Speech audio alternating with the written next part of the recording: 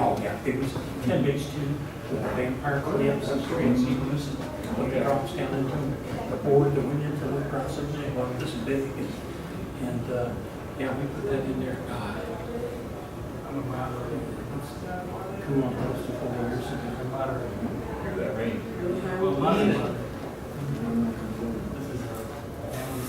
I would just like to cool off. Yes, indeed. It's a challenge. Yeah. Just what we need. That's you and Robo. We get 20 minutes and then we're off. And then the real bus works on the day. Our session's over. You've got afternoon session, yeah. CSC, OIT ROBO, and CBTS. I don't know what the order is.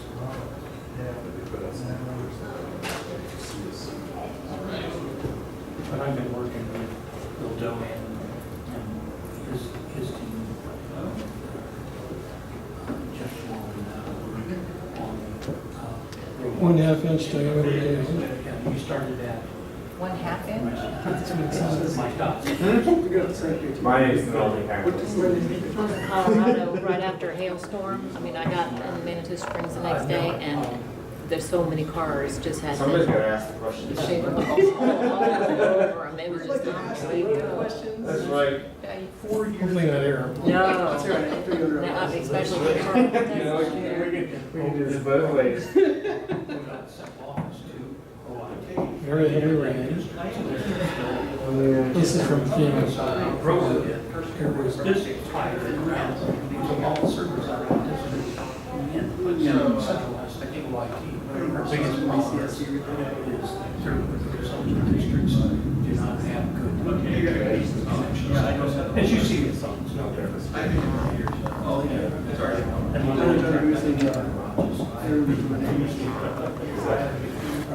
I don't know what it is. The presentation. Something. What's going to be escalation procedures for? I haven't seen it. Actually,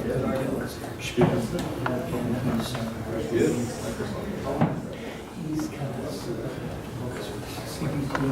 that's what it means. Like I said, I didn't even know there was a slideshow. Somebody said show up. Yeah. Here comes troublemaker. I'm gonna sit across the hall from The you. Melanie sat there. I don't and said, trust. "Here's I the know. sit down I have not sat in. Who'd you saw now? How's that by now? Well, geez, thank you, Rob. You can have them. I'm sorry.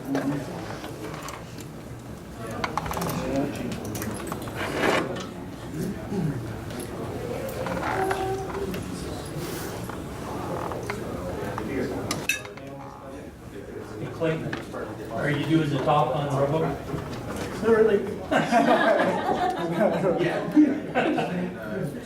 I thought that's what Robert was here for. I'm here for moral support.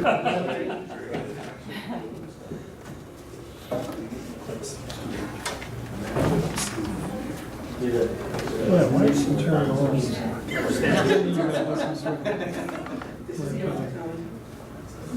Ethics violation. Yeah. No one else from 11 to 20? Yeah, I didn't even ask.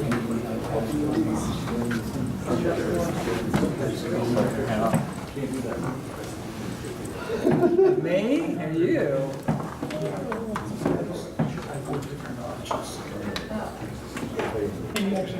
Yeah, which clock is it?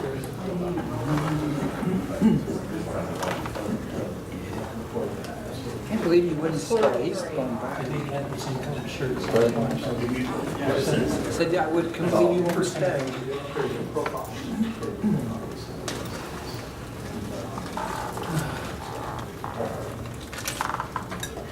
None of my, both Heather and Derek are driving now.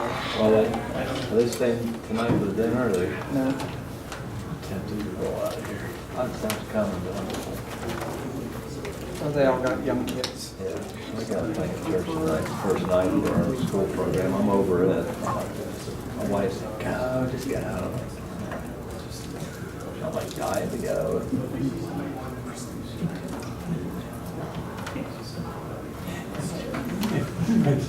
Those are things, same things. Might be nice to come into one farms.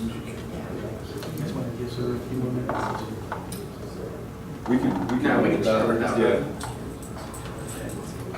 So I'll just have you guys all. Yeah. Is Good Robert? afternoon. Yeah, do you know if Robert's out there? I don't think he was waiting on it. So I guess we're waiting for one more member of this party. If you guys are going to get started. Yeah, we can get started. Just go ahead and introduce yourselves and what organization you're with and what you're going to talk about today. So I'll start out. Okay, my name is Troy Carter. I'm a manager with the OIT server team. So we'll start out by introducing our group, which is DAS, so Department of Administrative Services.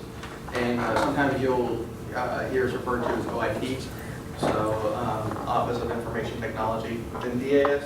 So we're just a subgroup of DAS, right? And again, I manage the server team. Just wanted to be here today, but unfortunately he couldn't, so he apologizes for that. Just had a personal matter come up, so couldn't make it today. So I am going to end up covering the server portion of the RoboStack. We're going to go over that. We're utilizing it right now in a lot of the districts, kind of explain what this solves and kind of where the industry's going, what we're looking to do in the future. Just give you an idea of how we manage these small stations or offices. Sorry. Yep, my name is Johnny. I'm part of the CSC, or the Customer Service Center. I'm a lead for the CSC, and my portion is going to cover backlog tickets that are aging requests, things of that nature, and how we process those, and what we do to move those forward. All right. My name's Nick Zimmerman. I'm the CSC supervisor. I'm going to cover our escalation process, how we take in escalations, how we vet escalations, identify the correct priorities on tickets, for incident tickets and service requests, and just our process about getting those escalations handled by our service areas. And my name is Eric Schmidt. I'm the Assistant State Chief Technology Officer. And I'm here today to talk about VoIP. I'm also the service owner for VoIP, which was supposed to be temporary 6 years ago. But I'm still in that temporary role 6 years later. And I'm here today to talk about some of the trends we've seen with tickets from ODOT with regards to VoIP, and just a couple other things about VoIP while we're here today. I'm Tim Lonsway. I'm with CBTS. I'm the Vice President of National Select Markets. So really, I'm going to feed off wherever Eric goes and where you guys want to talk about, but also put a teaser out there to what is coming next, because ultimately every product, every service has a shelf life, and certainly stagnation equals death. So as things evolve and change, more capabilities, more functionalities, more mobility solutions become more and more available to help enhance the job and productivity that you guys see. I'm Brian Holmes. I'm with the OIT Storage and Backup Team. I'm the backup architect for disaster recovery solutions. Clayton Carter. I'm part of the storage team. I generally deal with all the V7000s, V5000s, storage arrays that are out at the RoboStacks, as well as generally deal with the unstructured data, so like your file servers. I'll let you go, Robert. You want to introduce yourself? Oh. Robert Murray, I work on the server team. I handle a lot of the server robo environment, help out with any issues or questions you guys may have about it. Yeah, he's one of our main guys for server robo, so he got thrown into this since Jeff couldn't come today, so he was unfortunately not expecting to come today, but yeah, he knows enough about this. I think I'm telling him. So first slide we have here, I believe, Eric, we're looking at you to talk first. So let's see what we have here. So we are talking about some common issues. Go ahead. You got it. Thank you. Yeah. Thanks for coming today, and thanks for having us out here. I'm not going to be able to stand here. As we start on this discussion real quick, and I know we're going to be brief today, first of all, I wanted to thank all of you. because ODOT, as a lot of people, particularly on the voice side of the ODOT team, ODOT was very instrumental in helping craft the requirements that led to the state's VoIP solution. And without the VoIP experience that ODOT brought to the table, along with JFS Health and a few other agencies, we would not be nearly where we are today. So thank you to everyone at ODOT for your assistance with that. And ODOT's had VoIP for a long time, so moving to VoIP was not nearly the adventure for you all as it was for other agencies, the other 26,000 Centrex phone users that I brought over from the 80s to the 2000 teens here where we are. That was quite a journey for them, as you can imagine. But as we've worked through this road, down this road, I wanted to at least take a look at what we're seeing as trends from ODOT. So I worked with Janet Elder at the CSC, and Janet got me sort of a printout of the last 6 months worth of tickets from ODOT that relate to VoIP calling in. And they're traditionally what we would expect. First one is voicemail PIN resets. Folks forget their PIN. I do it too sometimes. I have to email and get my PIN reset. But there is the ability through the self-care portal, and a lot of users know about the self-care portal. I'm not sure that everyone does. But if you go to the VoIP website that we have out there, there's a link to the self-care portal. You log in with your full 11-digit phone number, and there's a default password you go in at first, and you set it to whatever you want it to be.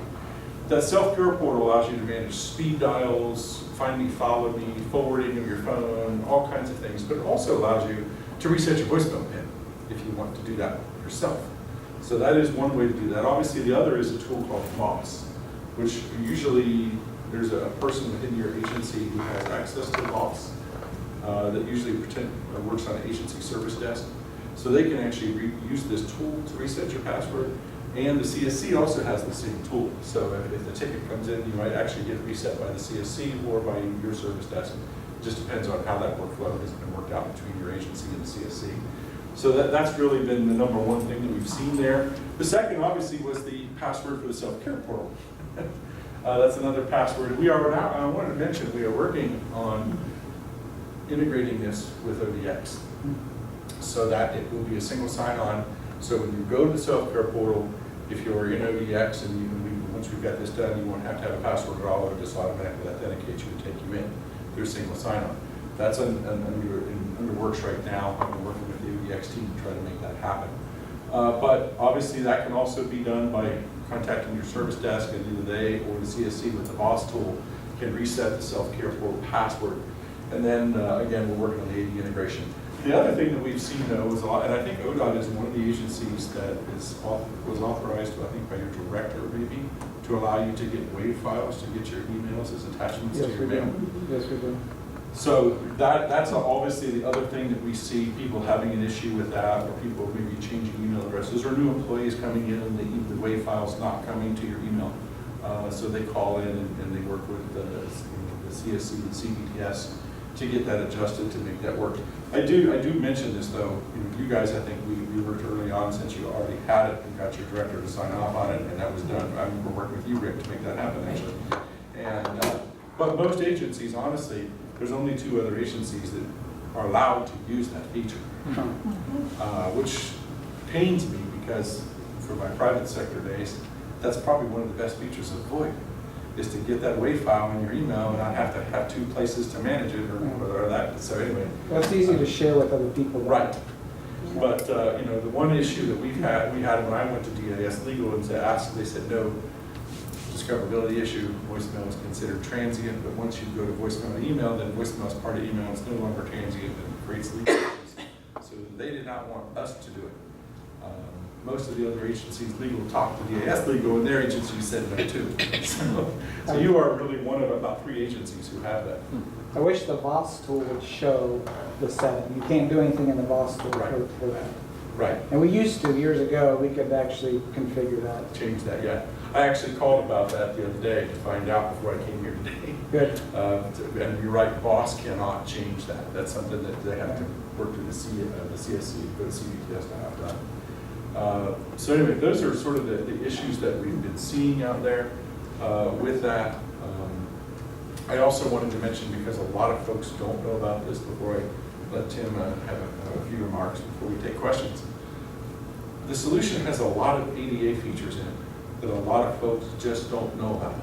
And I've been out evangelizing this and talking to agencies, you know, anytime I can about this, because the phones, we were the first place, and this is the truth, we were the first place in the world to have closed captioning on a business phone in a business environment. We sort of, you know, put the two companies together who did this and asked them if they could do it, and they did it, and they let Ohio be the tester. We were the beta testers and the first ones in the world to have it. Many other corporations now are deploying captioning. Many other states are deploying it. But it was started here. And it was started because I had employees come to me and say, Eric, I'm afraid I'm going to lose my job because I can't hear. I need closed captioning on my phone. So we've put that in place. We've also worked to put tools in for the visually impaired.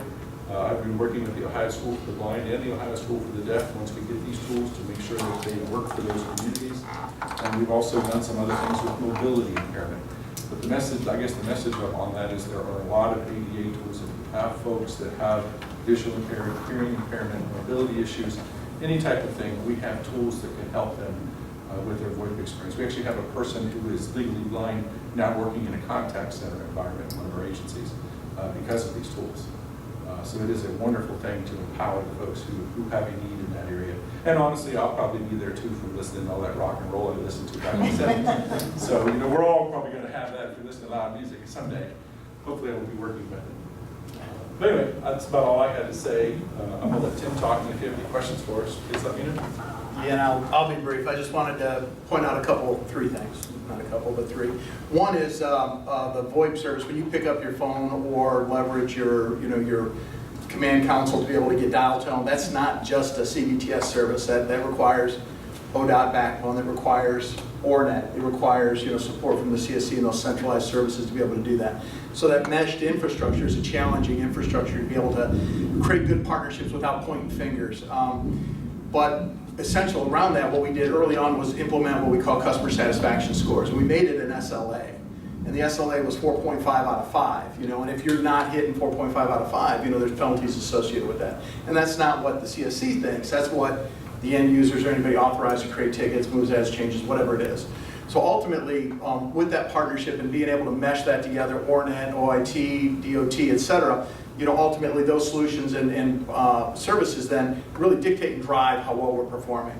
And we take that very seriously because about November, December, about this time last year, a little later, November, December, CSAT was not as good as it could be. I don't know if you guys experienced maybe not as good customer service, maybe not following up on tickets and saying, hey, is that ticket really closed?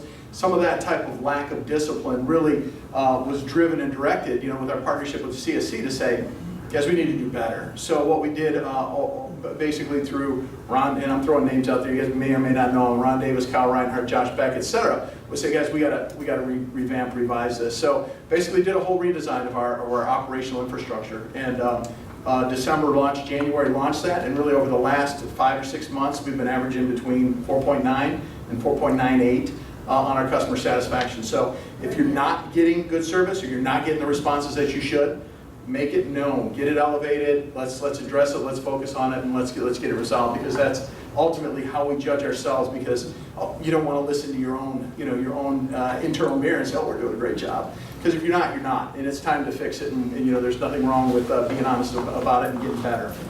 Second thing I wanted to point out is technology, innovation and technology. Eric mentioned the ADA.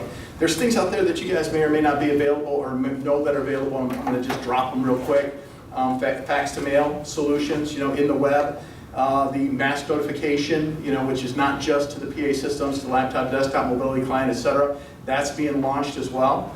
And then ultimately, we've implemented within our own service installations chat. So machine learning, AI-powered chat that basically controls some of these communications on the back end, uses analytics to basically drive automation. Because as service desks kind of automate, people don't pick up the phone as much anymore. So they're not going to pick up the phone to call, they'll start to chat. And when those services come in, there's certain things that can be automated, like the self-service board, go here, or I need to register for HISP, go here, type of a deal. And then you can track that very much the same way that e-commerce organizations have been doing for 10, 15 years. Those capabilities and technologies are deployed and available. Whatever flavor you leverage them, kind of take advantage of them. And then ultimately, as we look, and this is the third point, and I'll be done here, you see this, right? I'm listening to the keynote speakers, and you hear this, these PPPs, public-private partnerships, but as well as interagencies.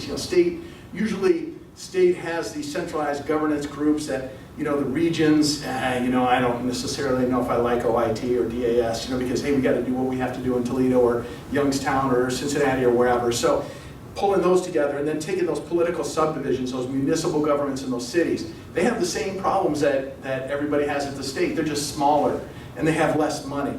And then you take some of these other communities where you're saying K-12s can't get service or the CODA or the RTA or TARTA or whomever. How do we mesh those things together? So all that stuff's coming together in smart cities, smart communities, intelligent communities, smart campuses. All of that stuff is coming together. And the fascinating part of this for me is that 10 years ago, you'd have never seen, opening up and saying, hey, City of Columbus, can you manage the data?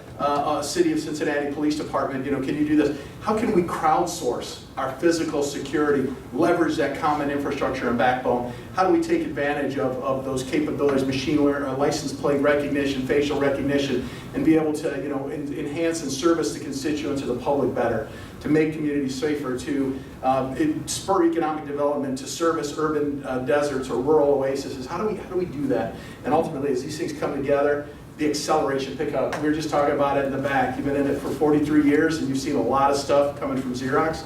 The acceleration rate, has it ever accelerated this fast in your opinion? It keeps speeding up. It just keeps speeding up, right? So, keep up or, get out of the way or it's going to run you over. So ultimately, as we look at what we're doing, where we are today, those type of partnerships and relationships are always going to drive innovation and investment, and that's kind of where we are. And I guess that's where I'd like to leave it at this point. Back to you, Eric. Do you have questions for Tim or not? Just quick, I know you keep mentioning using CSC, but I've never used CSC for CBTS VoIP stuff. I either go into Zendesk or we send an email to incidents at NGTS. Yep. But I've never used OIT for requests. Yep. Is that new, or did I miss the memo? It's just that type partnership of how do we manage the relationship and the infrastructure. So if we get an alarm, hey, we've got, District 9, we've got 150 phones unregistered. Okay, what happened? CSC, what's going on? Do you see something in Ornet? Do you see something there? So that kind of collaboration and partnership there. Change notifications. Hey, we're going to do what we call destructive testing. It's not a bad thing. It's like we've got N+3 availability of all of our infrastructure, circuits, servers, backup. You want to tear it down and break it, when it's not going to impact anybody's business, just to make sure that redundancy and availability is there. All that coordination, change management, change control, issue, crisis management, performance management, it's all partnered up with CSC. And you're exactly right. In the beginning, we did not have that together, to be quite honest. I want to call out the CSC because they've done a tremendous job, I think, in the last, especially in the last couple of years of the VoIP project, but even the last few months, working collaboratively with CBTS and tightening up that partnership, because there's all these new products that we keep bringing out, new contact center tools, multi-channel communication, like Tim mentioned, chat and text. That's how my son does business. My son's a millennial. He don't use the phone. If you can't chat with him online, good luck. I had to learn to chat and text because of my son, or I'd never talked to him probably. So, you have to, it's the truth. We all know if you have 20-something children. And it's part of that. So this collaboration between CBTS and the CSC has just been tremendous. And I appreciate both organizations for doing that. And Darlene, I know you've got a meeting on a routine cadence now and working together, which is tremendous, to have that kind of leadership at the CSC to help, bring that support together and make it so it is consistent and reliable for the end user. And that's really what we're here to try to do. And if you don't mind, I'll just add to that. As far as the customer service center, we're customer facing, so we're really focused on what is impacting our customer. As a matter of fact, we have an issue going on now, and the first question is, what's the impact? We want to know what's hitting our customer.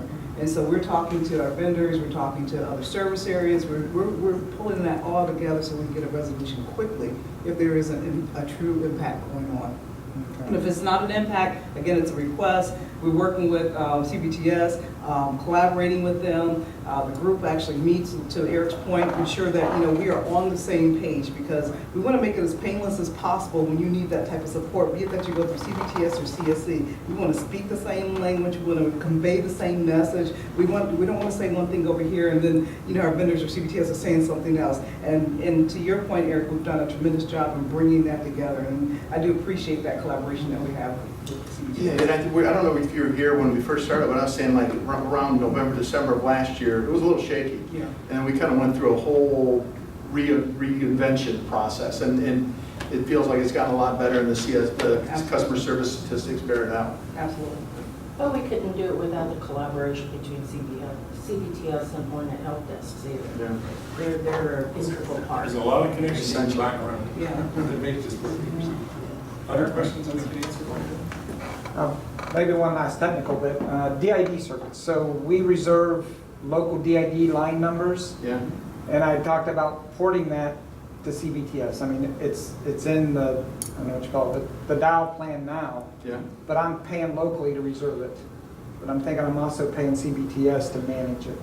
Is that something, instead of coming in through my local ISDN circuits, that I could port over? Yeah, you can port those DIDs over and just keep them in a reserve status if you're not using them. We pay, and I'm full transparency here, we pay level 3 like 15 or 18 cents a month for each DID. I think our contractual price is like 25 cents or something like that.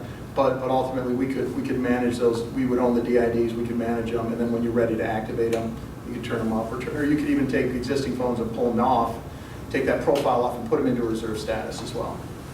Does that answer your question? Well, sort of. I mean, I'm paying for a local ISDN circuit to come into our router system, but I'd rather it point directly to CBTS and come in across the network. Absolutely. And we can do that. Because that would free up me paying for a local. Yeah, I know there's a couple areas we work with Jack Taylor yet that we have to do that. Yeah, I've talked to Jack about it. With them, yeah. I know Jack's been talking to me a little bit about that too. Cool. Questions? Before we end, I wanted to mention one last thing that Tim mentioned about emergency notification. We kicked off actually last week the Informacast emergency notification initiative. Medicaid is first, they volunteered to go first. EPA, insurance, TAS are right behind them. And we're working with, I think I've got 27 agencies signed up now, not a lot at this point. But the Informacast emergency notification is really, some of these agencies replacing e-notify and replacing One Call Now and other agencies. So we're trying to get to one enterprise tool for a mass notification, emergency notification, because early on, I observed two things. First of all, we had an incident in Rhodes, and the people in Rife had no idea. If there's an active shooter, God forbid, in the Rhodes Tower, the people in Rife security desk need to know to watch out for that person. So there's a gap there because we're using one system and they're using another. The other thing I observed is that we have guests in lots of different venues in the state. I noticed it one day when we had an alarm go off, and I'm running to the back to go to our designated area, and Stu Davis, our state CIO, had vendors sitting in his conference room who didn't get that alert because there's no speakers in that room.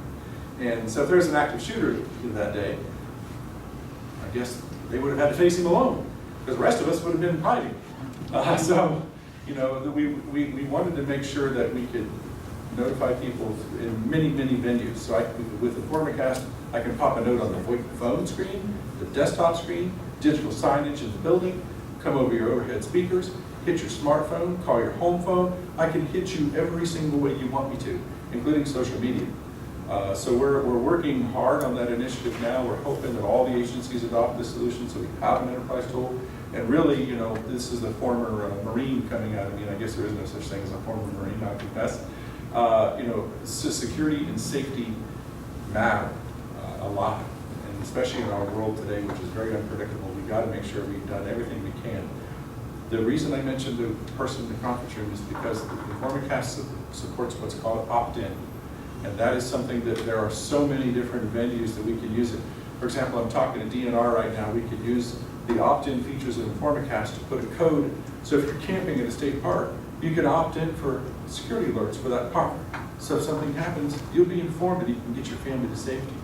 We are talking to agriculture about putting an opt-in code at the Wild Animal Containment Facility on the east side of town. So the residents in the area can opt in, so if, God forbid, a bear breaks loose, they're gonna know about it and they can stay in and shelter in their homes. We can have it for meetings, we could have it for this event. So today, guests to this event could have opted in for emergency alerts for this facility. So there are lots of things that you can do with the Informacast emergency notification, so you might be hearing a little more about that in the future. I just wanted to give you a heads up. Yes, Informacast, you've mentioned different methods you could broadcast. Can it broadcast across a VoIP phone to the speaker? I see you said text, I could text on that phone. But I can send audio as well. Yeah. Now there's certain, obviously, we shy away from that in an active aggressor situation, because if you're hiding under your desk and your phone kicks on and starts talking, that guy's gonna know where you're hiding. But so we can pre-can those messages. So if it is a tornado alert, yes, we want that verbal alert to pop up on your phone and say there's a tornado, seek shelter immediately, because there's no I guess culpability, no issue there with that. Just for general announcements at our office, they don't all get the PA announcement. Just having that come across the phone, just a general announcement would be nice. And that's really what Medicaid, LIS, and the Attorney General's office have already adopted this and put it in place. And that's really what Medicaid originally put it in place for, was to do paging within their building. Yeah. Just day-to-day paging. And this is used for that too. At no additional cost. It just gives you day-to-day paging. You can do quadrants, floors, sections, whatever you want. Save a lot. And hopefully we will be hearing more about that soon. If there's no more questions, thanks for having us. I'll turn it over to the next group. Thank you.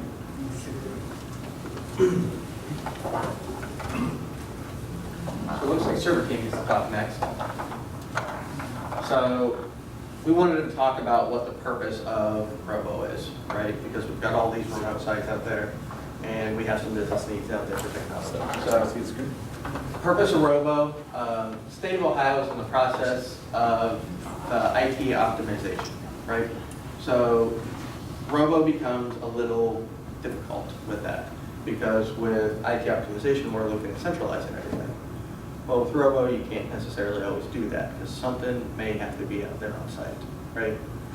So we are also in a very interesting time in technology. We talked about that a little bit, where some technologies moving faster than other technologies, right? So we do find that sometimes we can't bring everything back to the data center. We have to have something on site.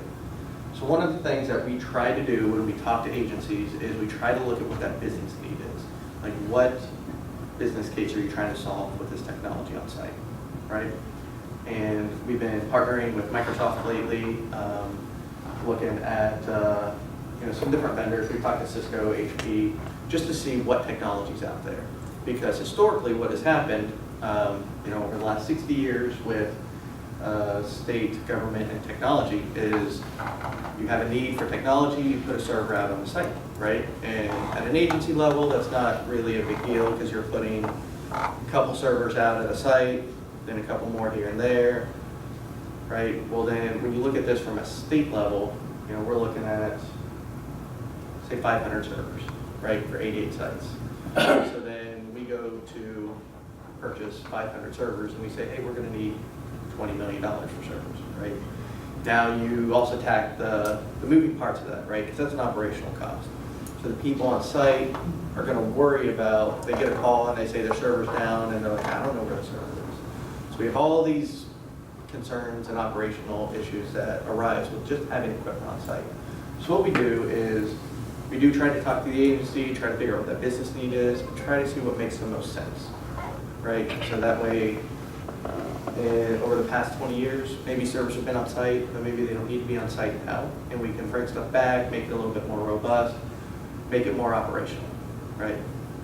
So that's kind of what we look at for Robo. But again, sometimes we find out that we do need something out there.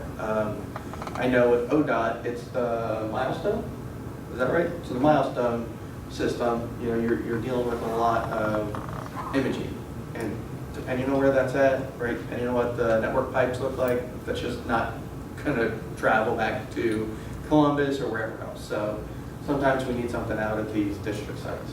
So looking at some of the business requirements, right, that's some of the stuff we look at. We look at something that is causing high traffic, but you have low bandwidth out there, and you just can't fit all that through that pipe. Another one is, we haven't really ran into this, but we know the possibilities out there for legislation requiring on-site data. We've dealt with that from a cloud perspective, where we'll talk to Microsoft or Amazon or whoever else, and there's a big question on where is that data physically, right? Is it in the States? Is it in this state? Can't go overseas, stuff like that. So, something like that may come up, and we may have to require that that data stay there. And then there's also the more difficult one that I didn't put up here, but it's something to think about, is when technology goes down, what do you do, right? And that's always the big open question, right? Because everyone relies on technology so much, it's very difficult to think about what happens when that goes down. But that is business continuity planning, right? So that's just something to think about. So here's some physical requirements that we have listed. No one has to memorize this. If you don't worry about all the technical aspects of it, don't worry about it. But if you work on any of this stuff and you know what this means, this will be interesting to you. This is still technical equipment, right? This is a server. It needs a controlled environment, needs enough space, needs to be secured so someone can't just walk in and take it, or it's not going to get dust and get destroyed and things of that nature. So we do look for a server rack, and then the spaces are called U's in a server rack. So we look for 10U, preferably altogether if we can. Again, the question is if the network or if the technology goes down, if you lose power, how does the site run? So one of the things we've suggested is making sure that that rack is on a generator, because if the site loses power, then servers aren't going to run anyway. So it's just something to keep in mind, that you would need a generator as well. UPS is also something that's good to have, and that is a battery backup. So the servers and everything stay on long enough to get the generator kicked on. But that's only going to last 30 minutes, 45 tops. So it doesn't last a long time, so you can't really just rely on that. A redundant power rack. So what we're looking at is multiple power lines coming into it, so that way if one line goes down, the other one's still working. Again, 110 volt versus 208 volt, just what's out there in that room, right? Site network switches, it generally requires 2 runs, and again, this goes back to the redundancy. Make sure you have 2 lines of network coming in, and then worrying about where that's at. If you need a server here, but the network switches on the other side, you got to start looking at building infrastructure and how you get that from point A to point B. ORNet drop is really important as well. Usually it's a piece of equipment called a Juniper 3300 switch, but again, that's technicality stuff. You still need to be on that ORNet connection, the OneNet connection, in order to get that Robo system. And then again, I mentioned the 2 network connections. That's for the redundancy. You want to make sure that if one thing goes down, everything else is working. So server requirements. We have 2 sizes currently. We have a medium size and a large size. So this kind of shows what we can provide out there. So we've got about 38.4 gigahertz for a medium, 128 gigs of RAM for a medium, and some of it kind of doubles. Some of it's about half again for a large. But again, it just depends on what the size requirement is. And then right now, our licensing does limit us to 25 servers per site. So this has the potential to be like a little mini data center in there. But what we'd really like to be able to do is be able to regionalize some of this stuff in the future. I don't know how far down the road that is, but instead of ODOT having one, maybe ODOT and another agency share a similar location. We can have that network run to be able to utilize one system instead of both you having 2. So, and then this kind of shows a logistical design type of thing. So you've got your router, comes into 2 switches, and again, you see 2 of those switches. That way, if one goes down, the other one still runs.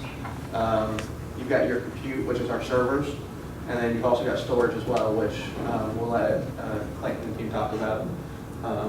But like I said, it's essentially like a little mini data center that you have out there. All of this stuff is redundant. All the parts are redundant in them. So we do have a maintenance contract with the manufacturers on it as well. And then this is where it gets difficult, is if a part goes bad, right, we have to get the tech on site and then we get them to replace it. So now every site's gonna have different office hours, every site's gonna have a different contact, if someone's out for the day, right? That's where it can kind of become difficult. And then, again, depending on the site, what's going on, what kind of staff the site has, they may not want to deal with that. So it's just, kind of some food for thought when we talk about putting equipment out there. Is each one of these boxes is a piece of equipment, and each box has, all sorts of parts that can go bad in them. And generally, they don't, right? These are new pieces of equipment. They probably won't, but anytime it does, someone still has to go out to fix it. So that's why we say if we can get away with not putting one out there, everyone's happier. All right. We don't want to do it at the detriment to the business, though. So there has been some concerns and questions on, when we start asking questions about why do you need Robo and what's it going in there for, right? That we're trying to talk you out of it, and it's more of just, again, the optimization thing, right? How do we spend less money and put in less? Yeah. Yeah, one of the things, I'm the project manager on the ODOT side for Robo. And, as we went through this whole process and taking all the districts and convert them over, one of the things that we're finding because of the growth of need for new projects for additional storage. I guess the question is this technology going to last for us to be able to handle all the new requirements? So that kind of goes into one of the first things I said about some technologies outpacing others. It's very interesting because we have, I'll use one situation as an example. The big thorn in our side right now is like an SCCM site management, right? So we have servers that really do nothing but house updates, right? They house an image. So your machine goes sideways, then they can remotely update this thing. So we don't have people driving around with a thumbstick or a CD updating laptops or whatever else. Well, the downside with this is, especially when you get into like Appalachian areas, southeastern Ohio, some of those networks slow down, right? Well, we're running into an issue where some sites just can't manage that network. They can't manage that traffic. So, we start looking at literally putting a piece of equipment in there to be a stopgap to trickle it down for a month, and then at the end of the month update everything or whatever we have to do, right? So, network is, I would say like compute and storage are probably outpacing network, just because when you deal with network, you gotta lay lines, right? You've got to go on site. You go through the Appalachian Mountains, and now all of a sudden they have other issues about getting the line from one place to another. So that's kind of the hurdle is, when network's not keeping in pace with the technology of storage and everything else. So it's kind of a very open question right now, and that's why we're partnering with Microsoft to see what we can do. One of the things you may notice, just with like your own personal PCs or work PCs or whatever, is there used to be a thing where you would get an update and you would see it updating and it would take half an hour, whatever it was, and then it would reboot whenever, right? And I don't know about you guys, I like next to never see that anymore because they found a way to kind of trickle that down and just it updates itself, right? I don't know if they have the same kind of solution for company control, patch management, and image management, but that's what we're kind of looking at. So really what we do is, what I've tried to tell people is we know how things work around the state, budgets and everything, right? So our big concern is putting out a solution that we know is going to be out there for 5 or 10 years, because who knows what's going to happen in 5 or 10 years. So we kind of look at that to see what makes the most sense, right? We try to see what that business need is, not just the tech need. And then from there we can say, yes, this makes sense, it's pretty much what we got to do, or no, we can do other options. And one of the things that's really enabled this is a lot of our applications that we run now are all web-based, right? So they're all backed up in a cloud somewhere anyway, going over the network. So when we ask, well, what happens when the network goes down? They say, well, we can't really do anything anyway, right? So it starts taking away a lot of the need for servers on site. Starts taking away a lot of the need to have everything right there, because a lot of it's going back into the cloud. So we've been taking it case by case basis, kind of, again, working hand in hand with hardware manufacturers and software developers just to see what makes the most sense and what we can do. Because we've had some situations where we went from V7000s to V5000s. Right. And those weren't bought all that long. Right. So, and we can let, Clayton talk more about that, but. It's just a quick update for those. Yeah. V7 and V5, basically they are ultimately the same as far as like the capacities. We just have to add additional shelves based on the storage needs. So one shelf can hold, for the drive sizes we're using, I think one shelf holds about 13 terabytes. And then, as we add shelves, depending on what's necessary at the site, we can always do those. Most of these, a little bit in advance. Like if you have a project coming in the next 6 months, it's going to require 20 terabytes of storage. Give us as earliest notice as possible so we can start planning to make sure like if a procurement's necessary to accomplish getting the necessary space out there. And we're going to do more sizing estimating than we've ever done in the past, because you guys need to know about it ahead of time. I try to. Yeah, that same thing kind of goes back to when you look at, our server sizes, same idea. We could give you a large, but, we put that out there and all of a sudden you're only using a quarter of it. So we'll try to get the sizing ahead of time, just like Clayton would do. And then if you say, oh, we think we're going to need X, Y, Z, we'll say, okay, we'll put that out there, right? Now, we have evaluated what this gets us versus what just, stacking 3 or 4 servers together gets us. So, like I said, this is kind of like a little mini data center. It has redundancy in it. If one goes down, it's going to pick back up on the other. We virtualized all the servers so we can do backups and, we can manage it a lot better. It's a lot more redundant. Downside is, if you outgrow this, you have to install something else, right? So even if we installed a medium, right, we install a medium robo system for you, it still gives you 25 servers. Again, servers, but whatever the storage need is for that solution. So worst case, let's say you only expect you're going to need like 20 or 25, right? 25. I think 25, whatever. So let's say you only think you're going to need 10, and then in 6 months, something came down, so we're going to need 20 more, right? Give us a call and say, hey, this big project's coming down, we're going to need this. We'll take a look at the current environment and say, yep, you're going to need something more. Yeah, we did that for ECT. Yeah. We had to, we need to give them more storage, but I'm just seeing more and more of this stuff popping up. Now, that is interesting you bring up, because that is something we have worked on with OIT so much, because that's one of our biggest hurdles as well, is when you centralize anything, you step away from the business, right? It's just what you're going to do.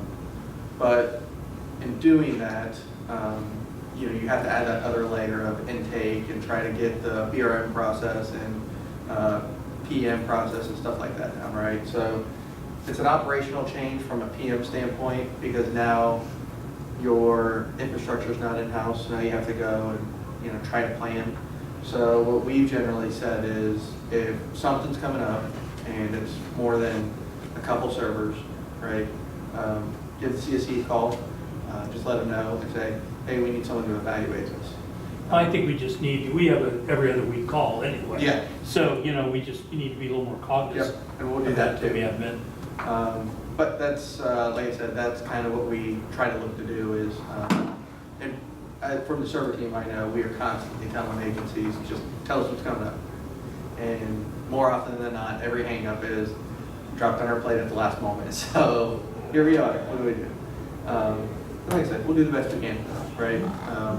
The hard part with Robo, honestly, is that you don't necessarily have the infrastructure built up. And by that, I mean a room with power and good ventilation and everything, right? So someone could say, hey, new building, we need this done, and it's not ready. So we can, build the stack for you next week. And we're still working with the agency's calling contractors, going, I need you to sand this drywall. Like, get this room done for us. So that is the downside with it. But that's, again, one of the reasons that we look at how can we optimize this. And with our facilities, we have tons of room, Yeah. and in others, it looks like a closet. So, it's just what we have to work with, because none of you can't find two offices the same. No, not at all. And, we get that, we understand that. We'll do the best we can, right? Like I said, we can buy the equipment, we can install it, and that's kind of the easy part for us. It's more of how do you prepare the site, and then how do you run the site, how do you make it operational, who's going to answer the phone when it goes down. And then if the whole thing goes down and it's in the middle of the night, is it important enough for the agency to start waking people up or get awake? So, those are the hard ones. So I think that's all we have for the server stuff. So I can turn it over to the CSC. Does anyone have questions about the server equipment itself? Maybe. You're welcome to ask whatever you want. Come on, over and look at it. So I get into VROPs and I can Okay. see the VMs. We had a total power outage a couple months ago, and it took down the whole robo stack. And so it resumed power on its own. Okay. I didn't have the action menu to restart some of my servers. So there's in the VROPS interface, I screen shared with Mike Blake, Mike. Yep. He has a little action menu, he could restart VMs. Okay. So I don't know how I get that report. So that's just an access thing. And generally what we do is we'll ask an agency who needs access to this. I know Robo has been one of those big questions that we've had, because we don't know, some sites have a technical person, some don't at all. So, we try to get as much information up front as possible to get that access. But yeah, at that point, it's just, like if you work with Mike and you could say, hey Mike, can you get me access to this? Sure. He can get a ticket over to us and we're going to get access to it. Yeah. Good. Along goes with that, the escalation process, we had to do this way. The contact is Mike Blake. Yeah. For after hours. We had to do that because of, he can't authorize somebody to, Right. he's not a manager. Right. Can't authorize somebody to go out on site. He does a lot remotely, but then he has to get in touch with the district Yeah. and sit there and then gets in, guys like Rusk, Yeah. calls in the middle of the night. Yeah. So, And we deal with the same thing, and again, it has nothing to do with we aren't willing to do it, right? We get calls all the time, we'll start calling around. It's just, we all know we just want it to work. We're all trying to do something for the state here, so we just want to try to help out when we can. And trying to call people to get a tech on site in the middle of the night is just difficult, so. Yeah. Any other questions? Cool. Ready for them? That's all you. Thank you, sir. Yep. All right. So me and Johnny are going to split this presentation up in half. I'm going to talk specifically about the CSC escalation process, and Johnny's going to just review the backlog process and how we handled stale tickets, maybe some tickets in service now that breached our SLA life, and how we follow up on those tickets to make sure that we're staying on top of our service level agreements. So this is the quick agenda. This is specifically for the escalation process. I won't go down the line and read them off. I'm going to obviously talk about every single one of them. And it says demo at the end. I'm not set up to actually give you guys a demo, so I'll just explain it to you. It's just as easy. You really can't even call it a demo. It's just clicking a button. So first, I just want to go over what an incident is versus what a request is. So at the customer service, we take in a lot of phone calls, a lot of emails from a lot of agencies that we support all over the enterprise. We review our tickets. Obviously, we create our tickets through the incident module, but we also take in service requests, maybe for firewall requests, software licensing, things of that nature. We also take that in through the incident request. So it's up to our CSC agents, leads, and managers to identify the differences between an incident request. It's not a very hard thing, but I always want to bring it up because there is a difference, and there's a difference for our required SLA life for each type of request or incident. So the incident itself, obviously, it's just an unplanned interruption, degradation of service. an incident could be attached to a different type of priority based on its technical impact and urgency. And then a service request is specifically a formal request of any product or service. This is firewall request, maybe provisioning new servers, things of that nature. So I'll move on here. So this is our priority assessment matrix. Now, when our CSC agents take calls or we review tickets that are generated off emails to the csc@ohio.gov email address, this is kind of what we're having to look at to identify what a true priority of an incident is. This doesn't have really anything to do with the request. All requests are marked as a low P4, and I'll go into that a little bit more as we go through the presentation. But based on the information that we're gathering, and we train our agents and our leads to really probe the customer to get a true impact and a true urgency of an incident. That way we can assign it the proper priority, and that way we can get our service areas to look at that a lot quicker. So this is the matrix going from low, medium to high. If you identify if it's a limited business disruption, a critical service or security issue, that's how we elevate our technical urgency and our business impact to identify a priority. So after we review the incident, we identify what the urgency and what the impact is. This is what gives us our priorities. Now, listed in the middle are all the characteristics of what identifies the identifying characteristics of a priority, and our SLA life to the right of that. So I won't go down and read these verbatim. So basically, a priority one is a severe business impact. Now this is a major outage. This could be a network outage, severe work stoppage, loss of production. And we'll go beyond an escalation for a P1 situation. The CSC, we also have our own major incident management process. And I'm sure you guys have been on the receiving end of several communications. When we have a P1, it's like a firestorm of communications. And that's a process we roll into when we've identified a P1 situation. There's also two different types of P1s. There's a P1A. It's a P1 situation that only affects a single agency, and a P1E, which stands for enterprise, and that's several agencies that are impacted by the same incident. And our target resolution time for a P1 is 4 hours. A P2 is a major business impact. And it's kind of hard to look between the lines between a P2 and a P1 because they're both very important incidents, obviously. But P2s generally are more for service degradations, maybe a function of an application's down, maybe it's not fully down, maybe there's an impact to a specific part of the application. That would warrant a P2. Or there's a workaround. Or there's a workaround, and that's mainly, P2 and P3. If we have a solid workaround and there's no major service impact at that time, and business is still able to be conducted, we'll label that a 2. But we still treat it like it's a priority one situation. We just don't flood your email box and telephone calls. P3 is a minor business impact, and like what Janet said for a P2, it's more for minor issues. There's a solid workaround, service, business as usual is running, but it's something we need to get attention on and resolve within the next 3 days. And most incidents for single users or maybe just a small group of users having, whatever incident, I try to get on this website, get this error message. Those are generally all P4s. All service requests we get in CSC are all P4s, and those have a target resolution date of 7 days. Any questions about that at this point? No? Yeah. All right. So what can be escalated? So anything from an existing ticket, maybe a ticket you opened up 2 days ago, and maybe the circumstances around that ticket have changed and it's become more of an urgent situation. You need to get into it. You need to get someone to look at it and actually work towards a resolution quicker. It could be 2 days, it could be 2 hours after you open the ticket. It could be a brand new incident you open with the CSC. You could call one of our tier 1 agents and say, hey, I had this incident, I need it escalated right now, I need someone to look at it right away. Those can be escalated. And also incidents that may have already breached their service life agreement.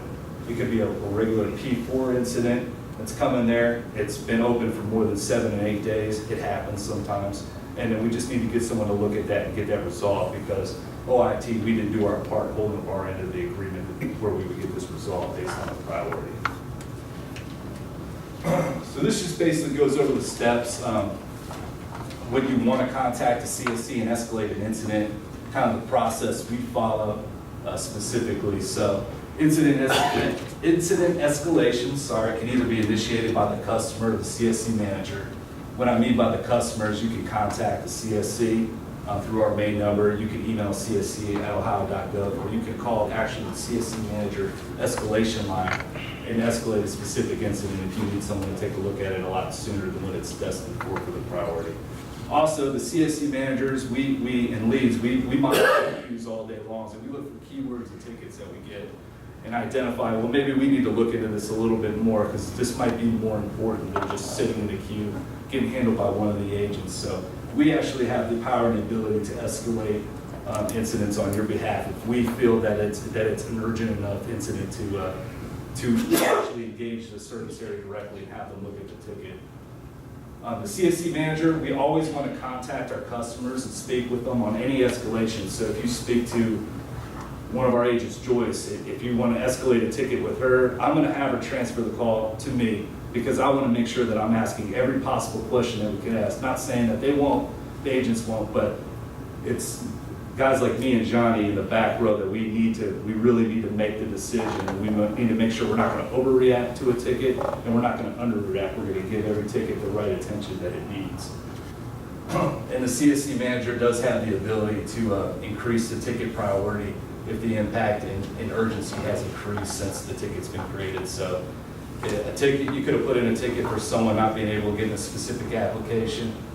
You know, it's a P4, it's a one-off issue, and then 15 minutes later, we get 10 tickets from the same agency, all people having the same issues. We'll take that initial ticket.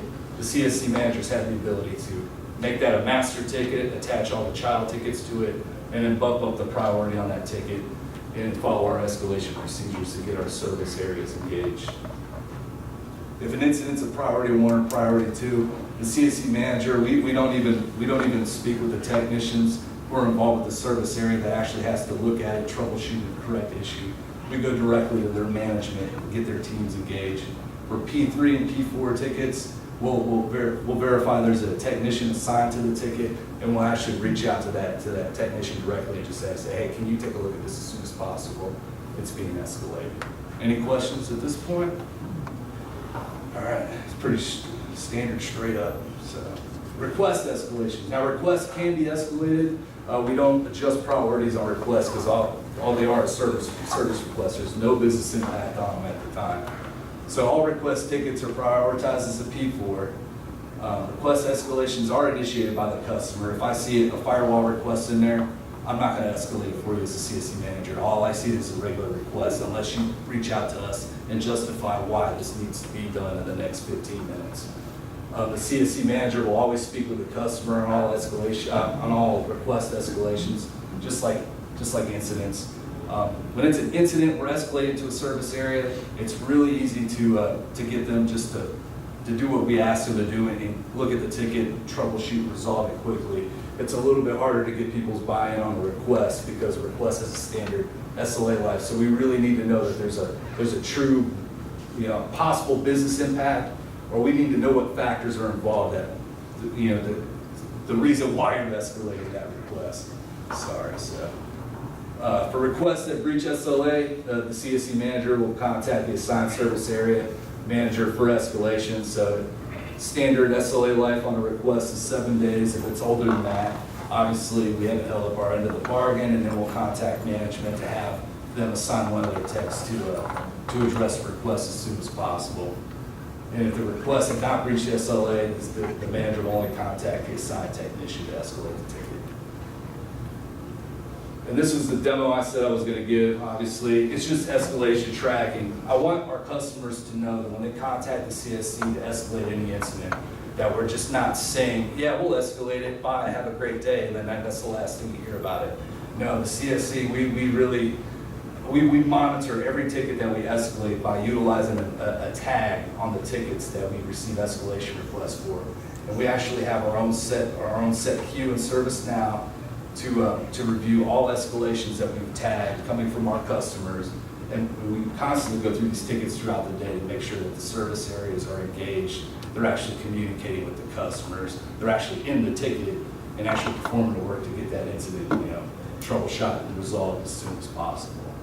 So I just want all our customers to know that, you know, it's saying I want to escalate this, we just don't say, hey, they're escalating it, thanks, have a good day. And we actually follow up and make sure that, we'll stand there, we kind of annoy the service groups until they get it done.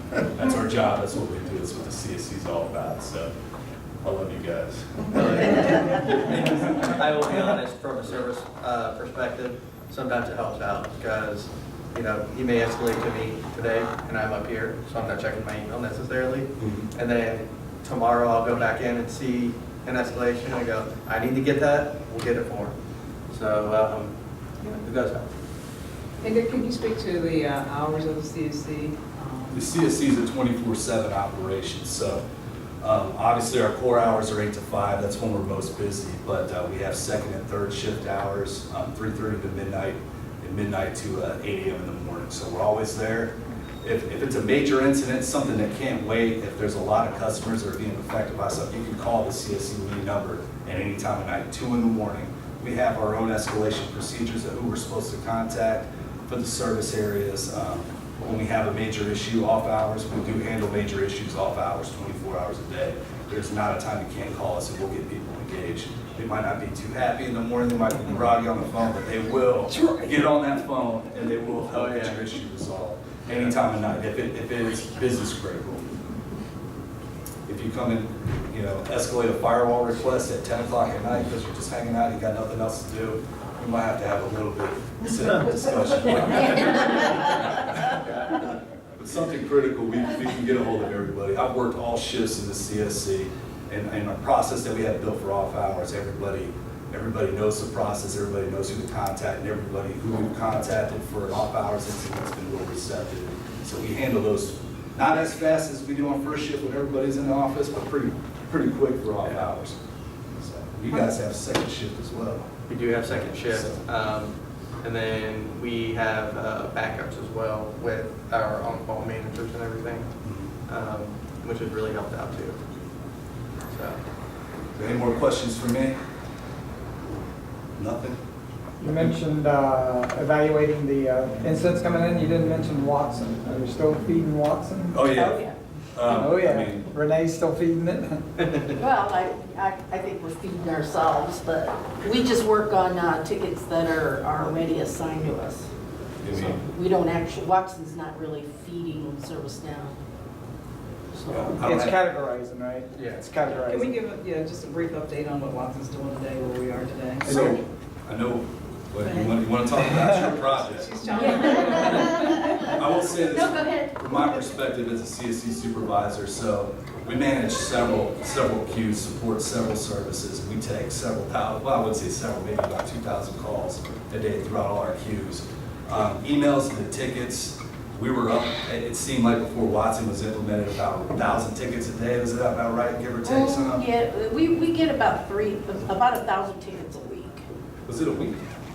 Whoops. We get 333 plus email tickets a day. Okay. And so it's about 8,000 a month. So anyway, we've seen our queues. Our queues would get, out of whack if we had a major incident. We had people dedicated to that. Just a constant inflow of tickets. Watson's really done a great job. I know it's made some mistakes along the way to misassign tickets, but it's an automated tool and it is a learning tool. And I have watched it from the CSC get smarter and assign, more of the basic tickets to the right service areas, which has helped us out. It's helped my agents out who have to take more phone calls because that phone volume doesn't ever seem to go away. It's always constant. And it allows us to focus more on talking with the customers on the phone, getting better notes in the tickets because we don't have so many waiting in the queue, then have to look at our incident ticket queue generated off our email box. So it allows us to focus more of our attention in one direction and let automation handle the rest. We still get a lot of tickets though that the queue fills up. It's just Watson may not be sure on where to route it, but every time we reroute a ticket that Watson spits to the CSC and says, I don't know where this goes, we have a process of reassigning that ticket, and Watson identifies what we did, and it actually learns from that process. Do you have anything to add? That's your project. Spam is why we're getting a lot. We get quite a bit of spam. We decided not to do that this past phase because too much was going on. We needed to concentrate on that. But phase 3, which we're right in the middle of developing, it's actually going to take those spam tickets that still are getting assigned to the CSC and actually work them and close them. So we're feeding Watson right now we're going to start feeding Watson to start reading the attachments, everything, so he can determine whether it's spam or not and actually resolve it. Oh, but you're talking about when we get spam. Yeah, come have a beer at Right. beerdump.com or whatever. And actually, I may have a slight update on that too from security. Hopefully, they get this put into place here soon. But they have talked about having a button in email that will wrap that up and send it to them, because they are also working with a third-party company to do phishing attempts internally, so they can try to bring awareness to not click on things and people know when something's, looks kind of funny. But hopefully this button will, like, anytime that happens, you click on it and it'll be able to read the information within the email and then say, oh, yep, this was one of ours, and ignore it. So that way that would help them out too. Yep. And then the ones that are real, it would, go through Watson, go through security a little more. Hopefully that'll help out too, because that's just less work. We see something weird, click a button. Yeah. This is more not the phishing and not the malware. Right. This is more of, we get a lot of conference invites and things just coming from our email queue. So this is just something that will automatically close. They want to invite us to everything, so. LinkedIn invites. Yeah, have a beer, have dinner. Okay, one more question. Sure. It's a rumor. Uh-oh. Oak's password resets. Okay. It's a big ticket item, isn't it? It is. Are they turning that back over to each agency, or are they going to ask HR at each agency help do password resets? No. No, that has not come down through the customer service center at all. So that's a huge rumor, but yeah. It's a rumor. Yeah, we have right now, we have a self-service portal, and they're really socializing information about the self-service portal. They want to make users more aware of the ability to go in and reset their own password. When you put in your security questions, it's really simple to do.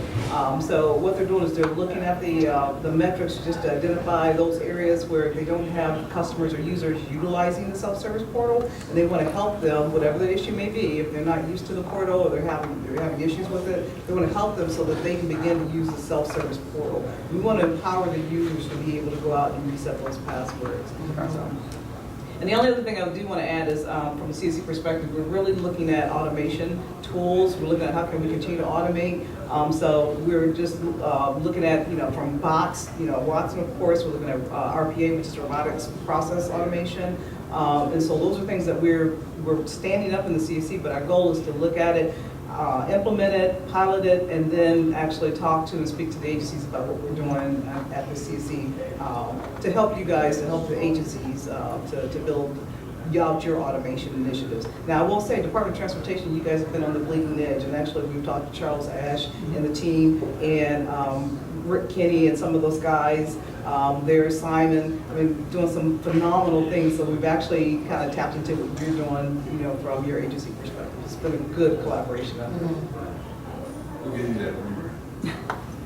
Charles. Anything else? All right. Thank you, everybody. I'm going to hand it over to Johnny Booth, who's going to talk about our backlog process. Yeah, I know we're a little over here. It won't be long though. The backlog process is pretty simple. So the first thing we'll look through is what we're going to look through in the upcoming slides here. Basically asking what the backlog is, what kind of tickets appear in the backlog, what we mark tickets as projects, and what requirements those tickets need to meet before they're considered projects, the actual process, and then how we track those tickets. So the first one is, what is the backlog? So the backlog, you may know it as aging tickets, tickets that have been open beyond 7 days. 7 days is the standard level agreement for requests. So any tickets that have been open for more than 7 days, those are the tickets we're really focusing on. And we separate those by incidents and requests and prioritize incidents over requests, because if there's an incident open for more than 7 days, that means there's been some sort of work stoppage for somebody for more than 7 days, so we want to go to those first. So the kinds of tickets that can appear on the backlog are tickets that where the request comes in and it may take longer than expected to fix that person's issue. Let's say there's something going on with their phone, and in order to fix the issue, the phone needs to be replaced, so they have to order a new one, or something like that. Those might appear on the backlog, but as long as the technician is actively engaged in it, then we're not going to push any further on that. We'll let the technician work with the customer to get that issue resolved. If there are no updates in the ticket, so sometimes something they may talk to the customer, the technician might talk to the customer over email or over phone, fix the issue, but then just not update the ticket. We see that's the majority of our tickets that are in the backlog, just they forget to get it closed or they forget to update it, something like that. So those are the main ones we're looking for. Those are quick and easy. You just go, hey, is this issue resolved? Talk to the customer, and they say yes, we'll close the ticket. Obviously, if the issue is resolved, that's what we do. So resolving a ticket, we put it in our escalations queue. That way we can keep an eye on it. If it were to reopen, that way we can re-engage the service area if we need to. We just put a verbiage in there saying, this ticket's been open for more than 7 days. Per the customer can be closed, and then we close that ticket just to make sure that it's not sitting there any longer than it needs to. So when a ticket is considered a project, that means there are several steps that need to be completed before the ticket or the issue can be resolved. So if the service area needs to work with a vendor, something like that, they would need to work with that vendor and then implement the change or do whatever they need to do to fix the issue. Those might be open for more than 7 days, and there's nothing that can be done for that, so we'll mark it as a project by putting that project tag in front of the short description, and that will take it off of our backlog, of course. That way we're not coming back constantly and bugging for updates when it's not necessary. So, and here's our actual backlog process. The first step of our process is to update the ticket. So if we come to a ticket that's been open for 7 days, there are no updates, well, what we'll first do is we'll update the ticket requesting an update from either the customer or the technician, depending on what the last update was. So if we come in and the technician was the last thing to say something, the customer hasn't responded, we'll reach out to the customer and ask if the issue's still ongoing or not. And that's what we do in our second step. So after the first day of updating and we don't hear a response from the customer, we'll go to the technician and say, if you had contact with the customer, if this issue is resolved or not. If we don't hear from either one of those, we go on to our third step, which is reaching out to the supervisors of the technician and of the customer. Because we've come into issues where a customer may open a ticket and then go on vacation or something like that, or they've been moved to a different project so they can't really address this issue. So we'll go to the supervisors of both just to make sure that the issue can move forward and be completed. And the fourth step is resolving the ticket or pushing for more updates. If we go to step 3 and we start getting movement on the ticket but then it stops, we'll start back at step 1, reach out, get an update, go back, do the whole process again as needed, just to make sure that the tickets aren't staying stale or being open for longer than they need to be, and make sure that the issue does get resolved. So, any questions about our process? Okay. The last part of it is how we track these tickets. So, in each ServiceNow ticket, there's a few fields that we can utilize. We utilize the external system 2 field. That's the one I have pulled up there. And we have a bunch of different drop-down options, backlog 1 through 10. We're adding a few more because we're getting more members on the backlog team to vet these tickets. We'll assign a specific number to that ticket, and an agent on the backlog team is assigned to that number to watch any tickets that have that number assigned to them. So let's say, for instance, I'm external backlog 2.